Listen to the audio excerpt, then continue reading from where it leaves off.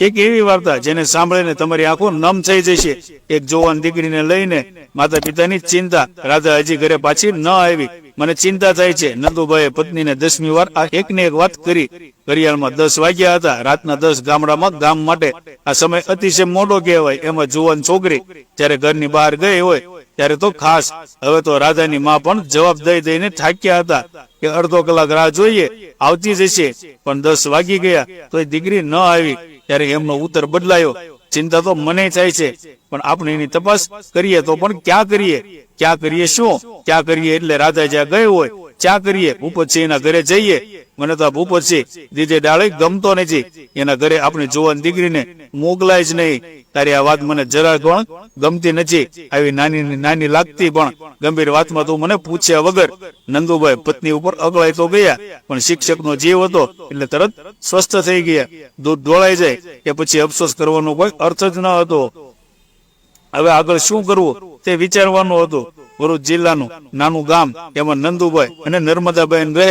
એમની રાધા નામની દીકરી અત્યંત ખૂબસૂરત, ગુલાબ પાસેથી રંગ, કમળ પાસેથી સુગંધ અને ચંદ્રમા પાસેથી ચહેરો લઈને અવતરેલી અલડતાની મૂર્તિ, ચારિત્ર્યની મિસાલ। પપ્પા મમ્મી હાજર થઈ ગયા એટલે ઘરનું કામ રાધાએ ઉપાડી લીધું હતું। બહારની દોડધામ માટે નંદુભાઈ રાધાને એક 2 વ્હીલર આપી દીધું હતું। કઈ પણ ખરીદી કરવાની હોય એટલે રાધા પોતાનું વાહન સ્ટાર્ટ કરે અને આખી શેરીને સંભળાય એ રીતે બોલે ઉઠે, ચલ મેરી ધનો। આવી રાધા એ દિવસે બપોરના 4 વાગ્યાથી ગાયબ હતી। જોકે ગઈ ત્યારે માને કહીને ગઈ હતી કે હું બાજુના ગામમાં જાઉં છું। ભૂપત કાકા અને કાકી મને ખૂબ યાદ કરે છે। 2-3 કલાક રહીને પાછી આવી જઈશ। રાતનું જમવાનું ત્યાં જ પતાવીને જ આવીશ। નર્મદાબેન સહેજ ટકોર કરી હતી, બેટા જરાક સાચવજે, ભૂપત કાકાની આબરૂ સારી નથી। આજુબાજુના 10 ગામમાં લોકો વાત કરે છે કે ભરાડી માણસ છે, કઈ કાળા ધોળા કરીને એમાંથી એને પૈસા બનાવ્યા છે। એ બધી વાતો સાચી હોય શકે? માં પણ ભૂપત કાકાનું ચારિત્ર 100% ટચ સોના જેવું શુદ્ધ છે। મને તો એ પોતાની દીકરી માને છે। એમની સગી દીકરી પરણીને પરદેશ ચાલી ગઈ છે ત્યારથી તેઓ મારામાં જ એમની હલકાને જુએ છે। તો મારી જરા પણ ફિકર ન કરતી, હું 8 પહેલા આવી જઈશ। રાધાએ એની ઓડી પલાળે, ચલ મેરી ધનો। आज तो भूपत काका के गांव जाएंगे, रात को वापस आएंगे। पाड़ोशीओ आओ। અલડ અવાજ એ પછી ક્યારેય સાંભળ્યો નહીં। ભૂપતસિંહનો ફોન જડતો ન હતો એટલે છેવટે નંદુભાઈ પડોશના 5-7 પુરુષોને સાથે લઈને નીકળી પડ્યા। ભૂપતસિંહના ઘરે ગયા તો જાણવા મળ્યું કે રાધા તો 7 વાગ્યે જ ત્યાંથી રવાના થઈ ગઈ હતી। પોલીસને પણ જાણ કરવામાં આવી। છેક 4 કલાક પછી શોધખોળ પછી રસ્તાની બાજુમાં એક ખેતરમાં પડેલો રાધાનો સૂચાયેલો નિર્વસ્ત્ર દેહ મળી આવ્યો અને ગળે એની જ ઓઢણીનો ફાંસલો ભરાવીને બળાત્કારીઓએ એને મારી નાખવાની કોશિશ કરી હતી, પણ રાધાની નાડી હજુ ચાલતી હતી। પોલીસને સારવાર માટે હોસ્પિટલ ભેગી કરી દીધી। ડોક્ટરે રાધાને તપાસીને જાહેર કર્યો રાધા બચી તો જશે, પણ એની શ્વાસ નળી અને સ્વરપેટી ઉપર ગંભીર દબાણ આવવાથી કદાચ એને બોલવામાં તકલીફ પડી શકે। બળાત્કારના કારણે એના દિમાગને પણ ભારે મોટા આઘાત પહોંચ્યો છે। આ બંધામાંથી બહાર આવતા કદાચ મહિનાઓ લાગી જશે। ખરેખર એવું જ બન્યું। જીવી ગયેલી રાધા ઘરે તો આવી ગઈ, પણ આખો દિવસ બોલ્યા ચાલ્યા વિના ગુમસુમ બનીને પથારીમાં જ પડી રહેતી હતી। પરાણે 2 કોળિયા એની માં ખવડાવે તો ખાતી હતી। ગામ લોકોમાં પણ 3 વાતની ચર્ચા ચાલતી હતી। એક, રાધા લાંબુ ખેંચશે નહીં, ગમે તે ઘડીએ મરી જશે। બીજું, પોલીસ બધું જાણે છે કે ગુનેગાર કોણ છે, પણ પૈસાથી એમનું મોઢું બંધ કરી દેવામાં આવ્યું છે। અને ત્રીજી વાત એ ધ્યાનમાં રાખવાની છે કે ગમે તે ઉંમરનો પુરુષ આપણે જુવાન છોકરીને ભલે ને દીકરી દીકરી કહીને બોલાવતો હોય તો પણ પુરુષ જાતનો વિશ્વાસ કરાય નહીં। નંદુભાઈ રાધાને પૂછીને થાક્યા। બેટા કહી દે કે તારી સાથે આવું હિચકારું કામ કોણે કર્યું? પણ રાધા તો જીવતું પ્રેત બની ગઈ હતી।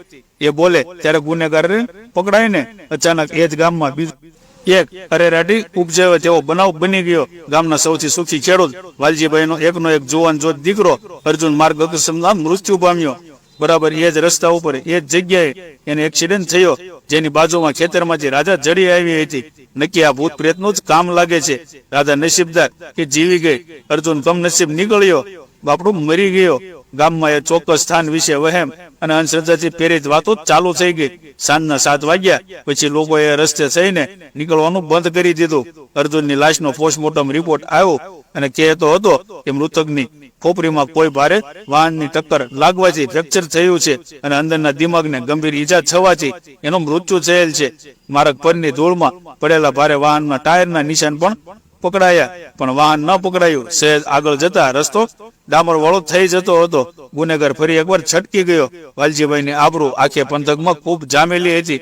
અર્જુનની સ્મશાન યાત્રામાં સેંકડો માણસો સામેલ થયા. અંતિમ યાત્રા નનામીને લઈને ગામની શેરીઓમાંથી પસાર થવા લાગી.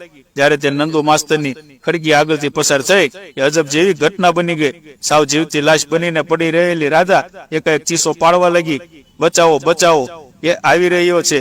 વાલજી કાકાના અર્જુનને મારી સાથે કાળું મોં કર્યું છે.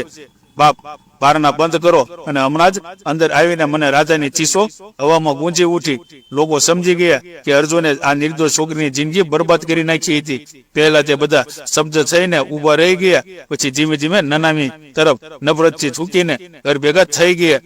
ગામના લોકો ભોળા હતા, ભૂતની વાત કરતા હતા, એને બદલે હવે ભગવાનની વાત કરવા લાગ્યા. આનું નામ ઈશ્વરનો ન્યાય. જેને પોલીસ ન પકડી શકી તેને ઉપરવાળાએ સજા કરી દીધી. રાધા સાથે અર્જુને ખરાબ કામ કર્યું અને એનો બદલો આપી દીધો. બીજા દિવસે નંદુભાઈ બાજુના ગામે જઈને ભૂપતસિંહને મળ્યા, હાથ જોડીને માફી માંગવા મળ્યા. દરબાર, મને ક્ષમા આપો. હું નાગનો તમારા ઉપર શંકા કરતો હતો. તમારી આબરૂ ઉપર મેં ડાઘ લગાડ્યો. હું અપરાધી છું. ભૂપતસિંહે ઘરનું બાવણું બંધ કરી દીધું. પછી માસ્તરાન કાન પાસે મોં લઈને જઈને ચોંકાવી મૂકે એવો કટફોસ કરતા કહ્યું, તમારી શંકાને કારણે મારા કપડા ઉપર ડાઘ પડ્યો એ હું પણ જોઈ શકતો હતો. મેં પોલીસ ખાતામાં પૈસા વેર્યા તો જાણવા મળ્યું કે રાધા સાથે જુલમ કરનાર વાલજીભાઈનો અર્જુન હતો. એ બદમાશનો ભૂતકાળમાં આવા જ કામોથી ખરડાયેલો હતો. પછી મેં નક્કી કરી લીધું કે કાયદો એને સજા કરે કે ન કરે, હું પોતે જ એને બસ. પછી શું, એક રાતે હું હતો, મારું ટ્રેક્ટર હતું અને મારી દીકરી રાધાનો બળાત્કારી હતો. નંદુભાઈ ડગાઈ ગયા અને ડરી પણ ગયા. અરે દરબાર, તમે તો ભારે કરી. તમને પોલીસના હાથે પકડાઈ જવાની બીક ન લાગી? કેવી રીતે લાગે? પોલીસનું મોં બંધ કરવાનું એકલા વાલજીભાઈને જ આવડે છે.